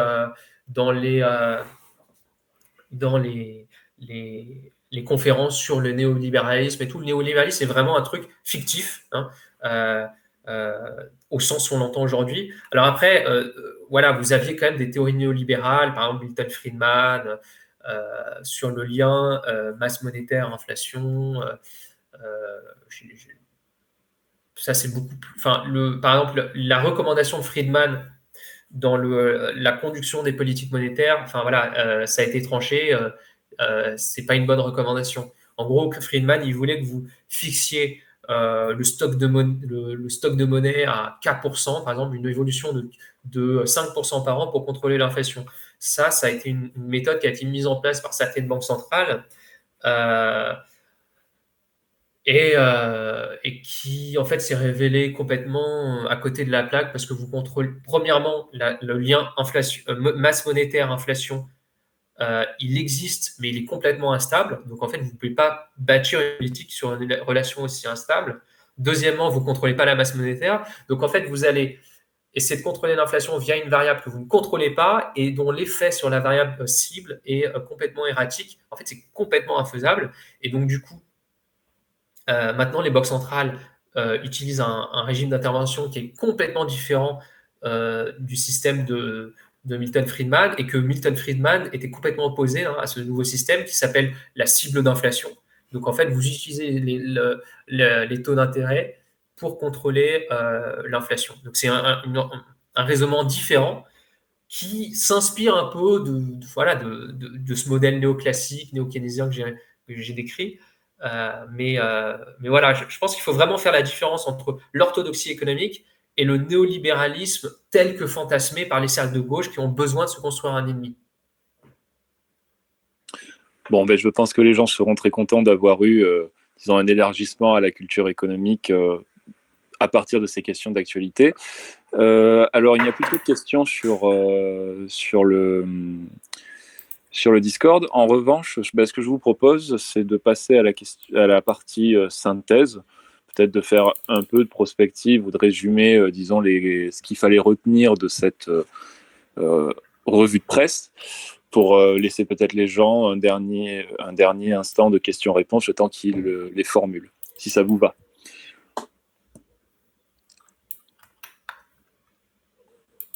Si des résumés de manière générale. Les temps sont difficiles. Les temps sont difficiles et l'inflation va continuer sous pression pendant pas mal de temps. Voilà. Après, moi, je vais mettre en garde un peu les, ceux qui nous écoutent.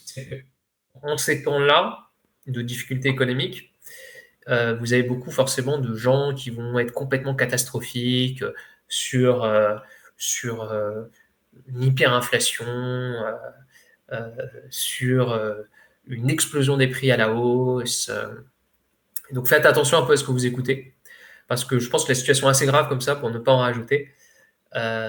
Et donc là, la situation dans laquelle on est, c'est au moins plusieurs années d'une inflation soutenue. Sauf que, voilà, probablement que le pic d'inflation est derrière nous. Hormis cette question de l'énergie, ça dépend vraiment comment, enfin du bouclier tarifaire, ça dépend vraiment comment on va en sortir. Voilà, on est plutôt dans un environnement de forte inflation pendant pas mal de temps, plutôt que d'une inflation qui décolle vers les 50% voire plus. Voilà, récemment, j'entendais l'analyse d'Olivier de Lamarche sur le fait que, en fait, on va rentrer en récession. Et donc la récession, c'est déflationniste. Donc voilà, donc calmez-vous là, quand vous voyez des gens qui vont vous dire que les prix vont s'envoler, sachez raison garder. Et méfiez-vous un peu des prophètes d'Apocalypse. Très bien. Alors justement, on a un point qu'on me fait savoir qu'on n'a pas encore abordé, mais qui semble important, c'est la question de la dominance du dollar et des monnaies en référence en général. Est-ce que finalement, quid de finalement la suprématie du dollar? Est-ce que alors je ne sais pas si c'est la guerre en Ukraine ou du moins la crise énergétique a un petit peu ébranlé la dominance du dollar dans les échanges internationaux? Bon, alors ça, je vais aborder ça rapidement parce que j'ai pas forcément de grosse expertise sur la question.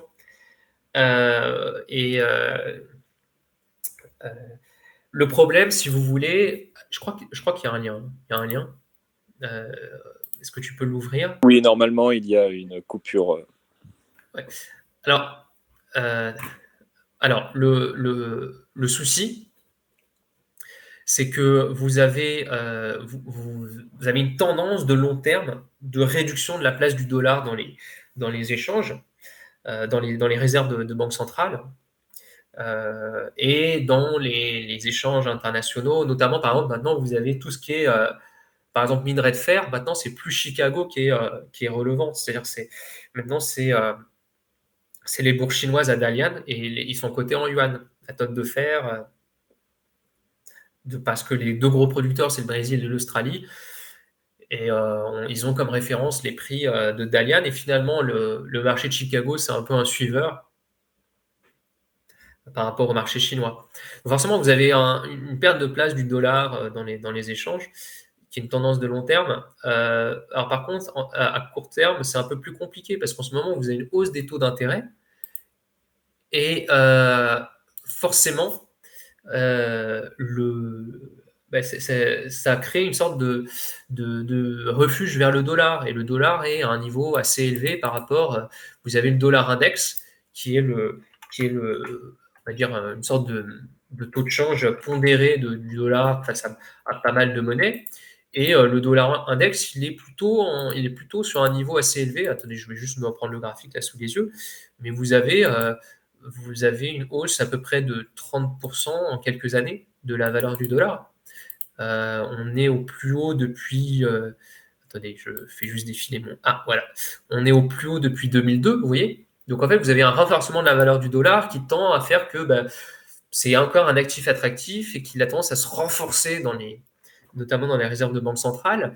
Par rapport à l'euro, si vous voulez, en fait, la petite partie des autres monnaies s'accroît, la partie de l'euro baisse et la partie du dollar, c'est un peu compliqué. Vous voyez, la tendance à la baisse n'est pas forcément super claire. C'est plutôt une question de 50 ans plutôt que de court terme. Alors, il y a un autre problème, c'est que ces chiffres, en fait, ils sont ininterprétables parce que les banques centrales, elles ont de plus en plus recours au swap.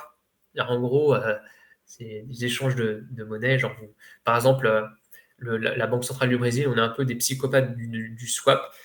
Ils en utilisent à fond plutôt que de vendre des dollars. En fait, ils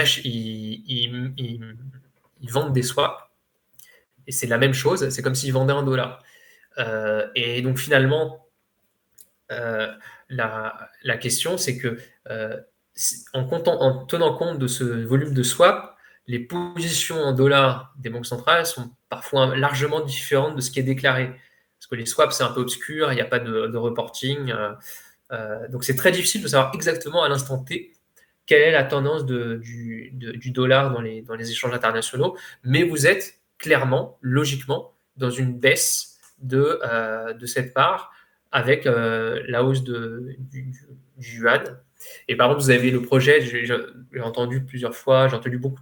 En fait, c'est drôle parce que c'est le genre de nouvelles, vous savez, qu'on entend beaucoup en, en, en France, dans les cercles souverainistes. Et en fait, ici au Brésil, on n'a quasiment pas parlé. C'est par exemple le BRIC, les BRICS, ils sont en train de s'accorder pour mettre en place une nouvelle monnaie. Alors ça, attendez, j'attends de voir parce que une sorte de monnaie internationale euh, basée sur des monnaies de 5 pays qui doivent se consulter de manière intergouvernementale pour la faire émerger. Voilà, je pense que l'intention est là, mais la mise en pratique, il faut attendre un petit peu. C'est pas parce qu'il y a une réunion que ça y est, c'est la fin du dollar, qu'ils vont tous commercer entre eux avec cette nouvelle monnaie. Voilà, il y a pas encore, ça n'a pas encore de réalité. Faut pas trop, faut pas accorder plus de place qu'ils n'en ont à des faits d'annonce et des déclarations d'intention. Après, dans un contexte de long terme, effectivement, la, le, la logique, c'est qu'il y ait de plus en plus de place des autres monnaies dans les réserves de banque centrale, et donc nécessairement une baisse du dollar et des autres monnaies, y compris, bon, on sortirait complètement du sujet, mais y compris des crypto-monnaies qui pourraient gagner plus de place dans les réserves de banque centrale, mais là, on est dans un autre sujet beaucoup plus vaste et plus le temps de le traiter. Ce qui veut dire qu'il y a tellement de sujets que j'évacue qu'on se rend compte que finalement, ce serait bien de faire ce rendez-vous régulièrement. Ah ben, ça sera de toute façon une idée à poursuivre certainement pour les prochains épisodes de ce pilote, je le rappelle. Donc on va peut-être passer à une dernière fournée de questions et puis après je pense qu'il sera temps de rendre l'antenne. Donc nous avons une question toujours de Jean Lannes. Est-ce que si vous devez conseiller 3 économistes à lire, alors qui vous ont influencé vous ou juste dont vous trouvez les thèses éclairantes, quels seraient les noms qui viendraient à votre esprit? Mon Dieu, des économistes qui m'ont influencé. Alors, je vais donner plusieurs réponses. En lecture, clairement, ce qui m'a le plus influencé, c'est euh,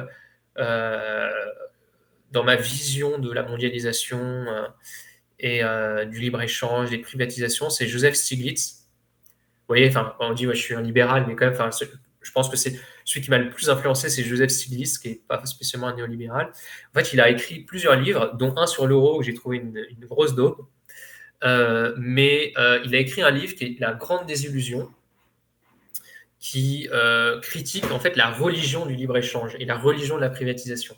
C'est-à-dire qu'en fait, même quand vous êtes pour le libre-échange, il faut y aller avec pragmatisme et avec intelligence. Et souvent, l'ouverture, elle a été survendue, exagérée. Et pareil, les privatisations, ben voilà, vous pouvez faire une privatisation qui se fait bien, très cher, qui donne des conditions d'ensuite d'encadrement de l'activité qui sont intéressantes et qui en fait, sont un apport pour les coffres publics et pour le consommateur, mais vous pouvez aussi faire des privatisations qui sont brader les actifs publics, faire des monopoles privés dans la main d'oligarques. Vous voyez, un même fait peut être différent selon la manière dont il est implémenté. Et ce qu'il explique, c'est qu'en fait, justement, dans le cas des privatisations et du libre-échange, on était dans le premier cas, enfin dans le deuxième cas. En fait, ça a été fait de manière complètement dogmatique et c'était devenu une religion. Et voilà, donc il énumère plusieurs points. Et ça, franchement, s'il y a vraiment un livre d'économie à lire, c'est La Grande Désillusion. Globalization and its Discontent. En plus, c'est un vieux livre, mais qui a été réactualisé pour coller à l'époque Trump, et donc de Joe Stiglitz. En termes d'analyse de l'économie internationale, alors c'est assez rigolo parce que, en fait, je pense qu'il n'est pas aussi connu en France qu'il l'est à l'extérieur, mais vous avez Charles Gave. Charles Gave qui a une société qui s'appelle GAFCAL et qui fait de l'analyse du scénario économique international, des marchés, de la situation chinoise, du prix des matières premières. Et voilà, je sais que moi, dans mon fonds d'investissement, les gens jurent beaucoup par Charles Gave et c'est vraiment une référence mondiale. C'est assez rigolo parfois de voir la différence, la manière entre parfois les gens, enfin en France, j'ai l'impression qu'il est sous-considéré, alors qu'à l'extérieur, c'est vraiment quelqu'un d'extrêmement respecté. Voilà, parfois je participe à des calls qui sont organisés par des calls, des vidéoconférences entre les économistes du marché brésilien et les gens de GAFCAL. Et généralement, quand ils présentent Charles Gave, en fait, ils ne le présentent pas. Voilà, on n'a pas besoin de présenter Charles Gave. Sous-entendu, c'est un mec que tout le monde connaît. Et donc, je pense que les opinions de Charles Gave sont très intéressantes. Forcément, il est un peu plus en roue libre quand il est sur YouTube que dans les publications qu'il peut avoir, mais c'est vraiment un autre complément. Je trouve il apporte vraiment quelque chose à l'analyse de la conjoncture économique internationale. Et je dois en dire un troisième ou Oh, c'est comme vous voulez. Le chiffre était de 3 et je tiens à me corriger. C'était une question de Félix Bouaziz. Donc, désolé, Félix. Alors, j'ai aussi une recommandation, je le fais à chaque fois, mais à chaque fois, vous devrez le lire. C'est Le cœur pourri de l'Europe de Bernard Connolly. Alors, ça, c'est vraiment le meilleur livre que j'ai lu. Alors, c'est un truc complètement périmé, parce qu'en fait, il critique le système, le mécanisme de change européen, mais c'est le meilleur livre écrit par un souverainiste que j'ai lu, qui m'a été donné de lire, enfin, économique, de critique du système monétaire européen. En fait, Bernard Connolly, c'est quoi? C'est Vincent Brousseau, encore plus haut dans la hiérarchie européenne que Vincent Brousseau, qui a pété un câble, qui a écrit un livre super à charge contre l'euro et qui a été viré pour ça. Et il a eu beaucoup de succès à l'époque. Il a été réédité au moment du débat sur le Brexit et c'est là que je l'ai vu. Alors le problème, c'est je ne sais pas si c'est disponible en français, mais sérieusement, lisez La Grande Désillusion et lisez ce livre parce que c'est vraiment très très intéressant. En fait, il vous décrit toute l'histoire de la crise du système monétaire européen et en quoi c'était consubstantiel au système, que en fait le système monétaire européen et surtout la monnaie unique, ça n'a aucun sens, et qu'en fait cette volonté européiste de créer une monnaie unique avait eu énormément de responsabilités dans la crise des années 90. Voilà. Franchement, lisez Bernard Connolly, je sais pas quoi, Connolly, bon, Le cœur pourri de l'Europe.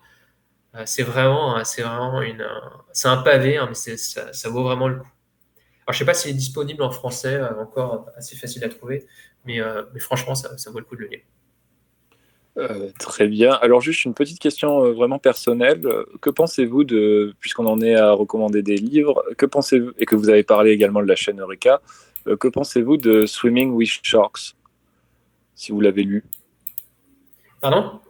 Que pensez-vous du livre Swimming with Sharks? Je crois qu'il n'est pas encore traduit en français. C'est un bouquin d'un anthropologue anglais, britannique, me Alors, je semble-t-il. ne l'ai pas lu. Je l'ai pas lu. Est-ce que vous pouvez me résumer la thèse?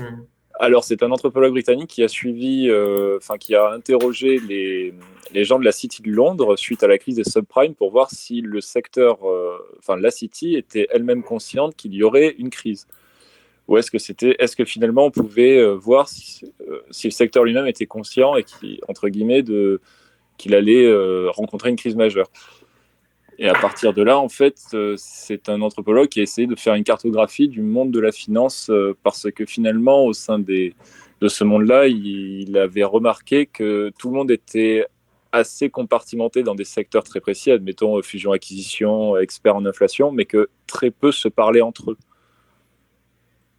Enfin, c'était ses conclusions à lui. Ouais, je ne sais pas quelle est la conclusion, mais moi j'ai toujours eu cette vision-là. C'est que, bon, premièrement, effectivement, quand vous êtes dans la finance, si vous calculez les PNL, hein, genre les résultats des traders chaque jour, enfin là, vous n'avez aucune opinion sur la situation économique systémique. Moi, j'ai des traders qui font des trades sur la volatilité des options. Ça, vous ne pouvez pas leur demander de connaître la situation macro. Enfin, ça, c'est pas leur travail. Genre, si c'était leur travail, s'ils étaient compétents là-dedans, j'aurais pas de job.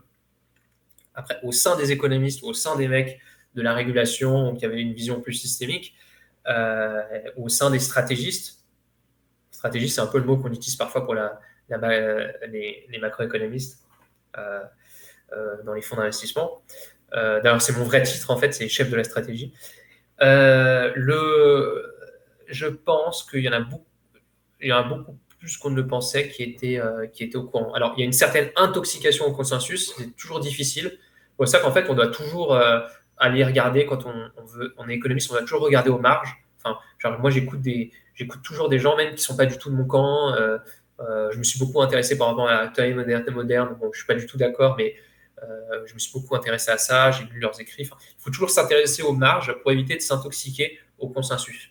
Donc, dans un consensus global de gens qui étaient tous intoxiqués, qui n'avaient rien vu, je pense qu'on avait beaucoup plus qu'on ne le pense qui effectivement avaient perçu le problème. C'est-à-dire le fait de dire oui, il y a juste quelques mecs, genre, je sais pas, Paul Jorion qui a prédit la crise. En fait, non, je pense pas. Déjà, si je me souviens bien, je ne sais pas si c'est Goldman Sachs ou JP Morgan qui avait une stratégie d'investissement basée sur l'effondrement des subprimes.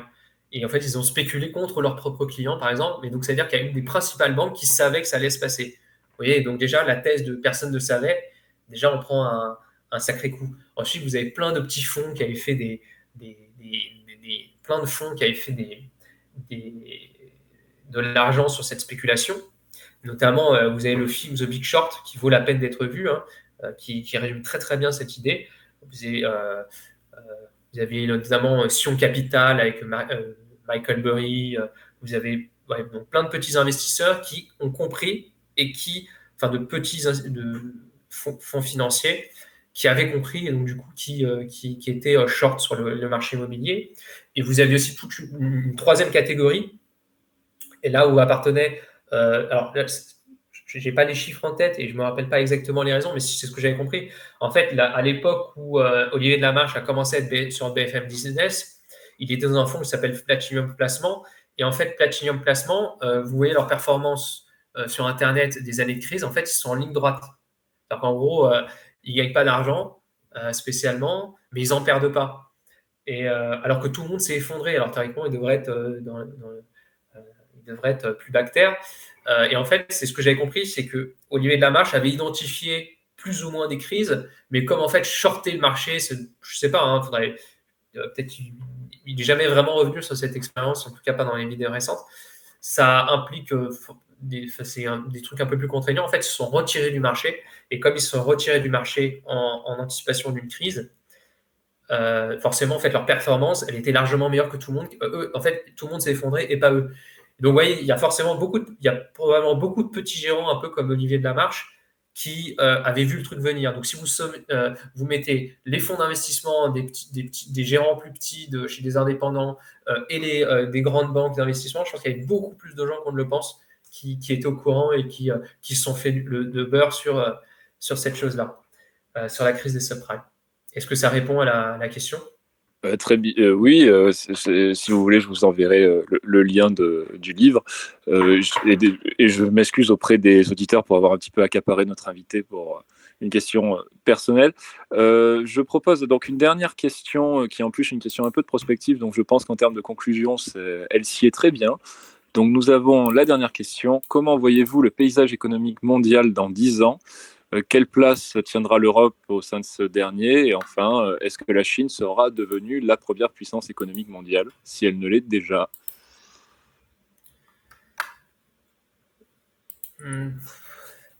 Franchement, je pense que là, vous savez, ce qu'on a tendance à dire, c'est que les prévisions à un an, à quelques mois, c'est crédible. À un an, c'est déjà un peu plus compliqué. C'est les meilleurs qui arrivent vraiment à être très bons. 2 ans, alors là, il faut vraiment être bon. 10 ans, c'est du vaudou. Euh, la tendance actuelle, c'est que la Chine, effectivement, se renforce de plus en plus sur la scène internationale. Et vous allez avoir une augmentation du pouvoir des pays émergents. Ça, c'est la théorie, vous voyez. En pratique, c'est aussi ce qu'on pensait dans les années 2000. Et regardez les pays émergents à l'heure actuelle.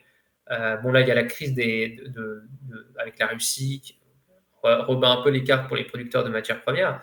Mais avant ça, par exemple, le Brésil était plus bactère. Je n'ai pas spécialement l'impression que l'Inde s'en sortait beaucoup, de manière spectaculaire par rapport aux espoirs qui étaient mis dans les BRICS au tout début. Donc en fait, c'est une tendance de long terme, mais c'est compliqué. Enfin voilà, c'est une tendance qui a beaucoup de hockey et beaucoup de choses peut finalement mal se passer. Par exemple, on peut imaginer une japonisation de la Chine. Ils ont des bulles partout dans l'investissement, une population qui décline. Euh, une productivité qui va être en déclin du fait d'une zombification d'une partie de l'économie. Donc finalement, on peut imaginer que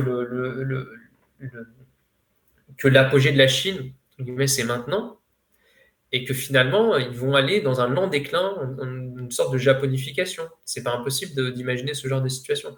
Et donc c'est très difficile de faire des choses à long terme et de penser que les tendances actuelles, elles vont se prolonger. Théoriquement, ça devrait se passer comme ça, mais il y a beaucoup de choses qui pourraient mal se passer sur le chemin. Très bien, merci beaucoup. Eh bien, je pense qu'on va pouvoir rendre l'antenne, à moins qu'il y ait quelques dernières questions. Je pense que c'est bon. Eh bien, je pense qu'au nom de toute l'équipe et de nos auditeurs, on peut vous remercier, Monsieur Lohmann, pour cette intervention et ces éclaircissements.